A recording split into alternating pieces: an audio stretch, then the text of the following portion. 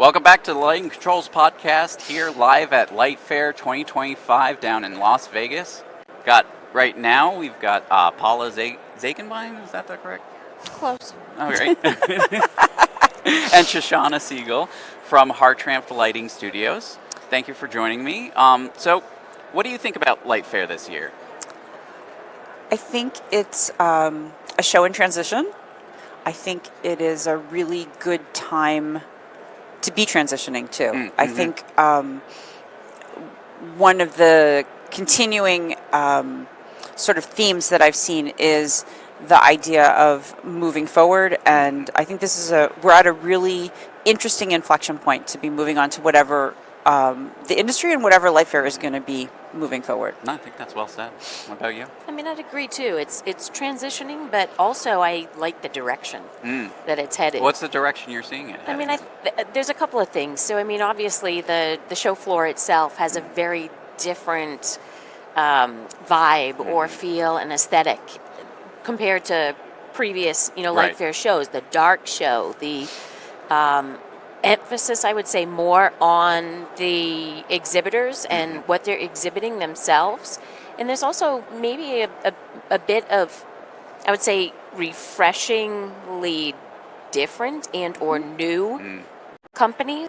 I would have not looked at some Right. and spent as much time with as I Right. would have in years past because of the sort of density and the of manufacturers to visit.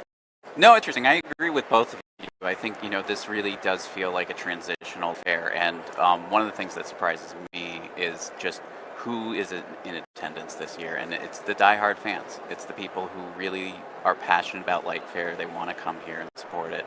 And that's, you don't get the naysayers. You don't get the people who are going to try down. And so in the seminars I'm hearing, I haven't fortunately attended any of the seminars, but I'm hearing that the audience is really engaged and really. Yeah, I mean, I think I haven't had a chance to really sit in any hardcore seminars. I keep trying to, things keep getting in the way. But in the couple of sessions I've been in, it's been an interested audience. It's been an engaged audience. Paula's session yesterday, there were 100 people sitting in the LightFair Theater to talk about innovations. And, it was surprising, thinking that, No, that Mark Lean, not me. No, they came to see Paula. I Absolutely, think they came to hands see down. both of you. You're both amazing people. But what was your talk on again? So is the annual industry update. So if you remember back in maybe the 1990s, that was the session formerly known as the Lamp and Ballast update.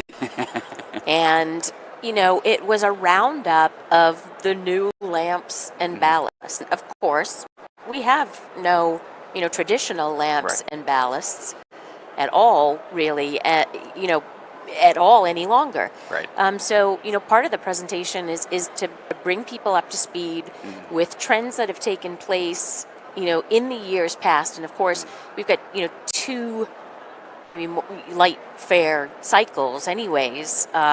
We were looking at 2 years ago, and then also kind of give a forward look at where technology is headed. Mark covers some kind of really crazy out there, Like what? stuff. Oh, I don't know, like AI. Oh, sure. There's a lot of AI stuff.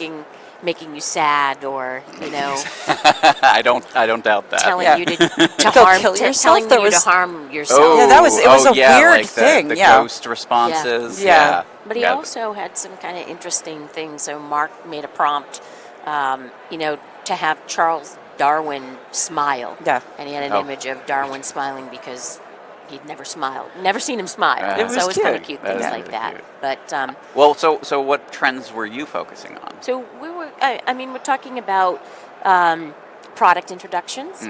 So, some of the advancements that have taken place in chip technology, looking at the efficacy of the LED sources, the size of the LED sources themselves, and what that's done to improve the capabilities of luminaires.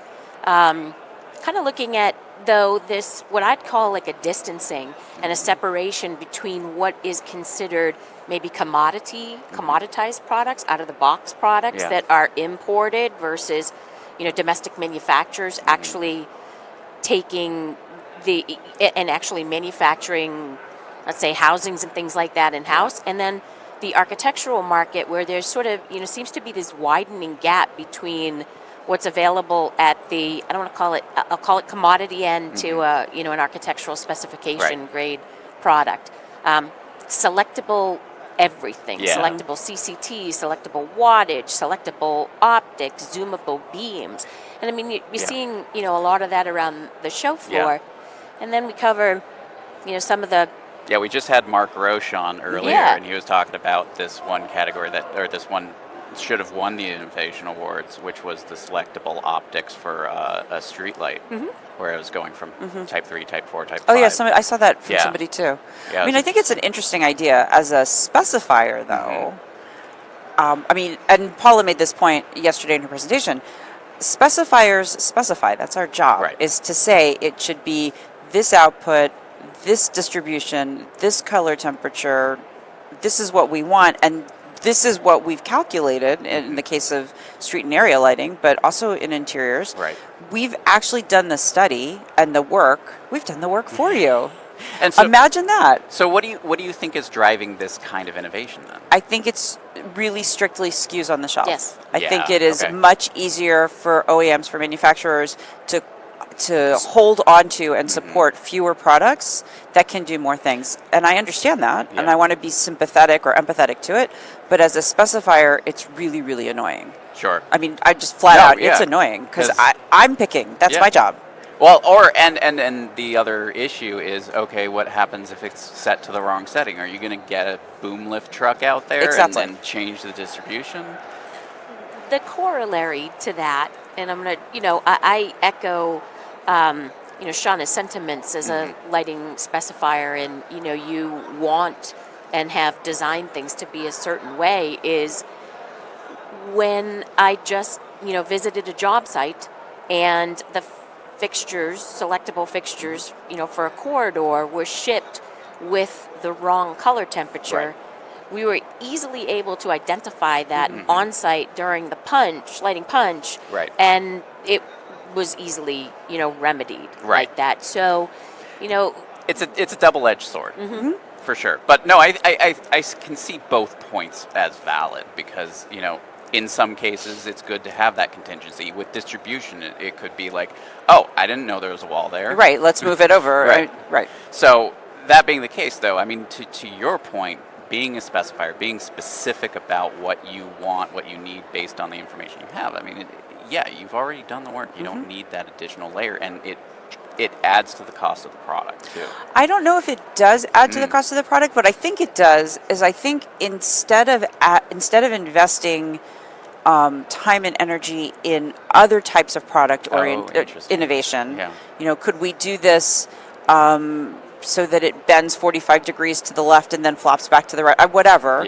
I think what's happening is manufacturers are perhaps investing in these adjustable chips or these adjustable chipsets, I guess, in lieu of other things. And what do you think they should be focusing on? I would love to see manufacturers focusing more on a circular economy. We were just talking to somebody really on our way to see you. There are standards, international standards that exist for various components within an LED fixture, and we could be adopting them in the U.S. market, and then when parts failed, we could replace just that part instead of ripping out whole fixtures. We're in a real, I think, coming in the next couple of years is going to be a real mess of unintended consequences as this first generation of LED engines is failing at 10 and 15 years, and we can't fix them. There's just nothing to do but literally open the ceiling and take the whole thing out. It's like the guy who invented the Keurig pod. right? Like it's become a whole nother set of problems that we have. Yeah. And I think we're about to face that as an industry. But at least you're not replacing the Keurig coffee maker. That is true. You know what I mean? The coffee maker is going to last. Yes, you've got to replace the pods, but if we think of the pods as, some of them are recyclable content. The alarming thing in this conversation was the perspective that was, this is America. We just have a throwaway economy. We just throw our lights away. And some of us, would like that not to be the case. Well, No, totally. who've been in the industry for a bit and have seen, lived through grew up with replaceable, a socket model. Yeah. I mean, Well, that is not a mindset that's existed in There the industry until LED. There is legislation like up in Toronto where manufacturers have to pay for third parties to take care of end of life. So that might be a solution to this. I mean, I know that in the EU there's the whole right of repair also, right? So that if something fails, you have to be able to somehow fix it. I think that, and we've talked about how our American political infrastructure kind of tends to make everything a little bit difficult. I think in the current mindset, it's going to be very hard to get municipalities, states, government agencies to adapt or adopt a what feels like a non-Native American approach. Interesting. I think that's going to be harder over the coming months than it has been in the past. No, I think you're right. I think we are really seeing a lot of friction with these efforts, and so but I mean, what can people do? Right, like we're riling up people listening right now. Maybe there's something they can do. Get involved with some kinds of groups or something. Well, I mean, I think that certainly specifiers, and I mean, I think it's much better for me as a specifier to speak to other specifiers. I think we can, with the power of our documentation, start requesting. Sustainability more measures. Sustainable practices, more circularly economic practices. We can start asking those questions. I think one of the things that manufacturers hate, especially reps, salespeople, they hate to be asked a question for which they literally have no answer. Yeah. So I think if we all start asking those questions, and if somebody goes on a day's worth of sales calls and visits 4 New York specifiers, and they all say, okay, but when the COB light engine dies, how easy is it to repair it? If they're stuck 4 times in a day, they're going to send that back to the manufacturer. Then coming back, the next time they come back, not only will they want to have an answer, but the specifiers they visited will expect an answer. Yeah. So I think that part of it comes from just using our ability to, our sort of innate human ability to sort of find the weak spot and ask the question and make sure that we keep asking it until we get an answer. Holding them accountable. Yeah, holding them accountable.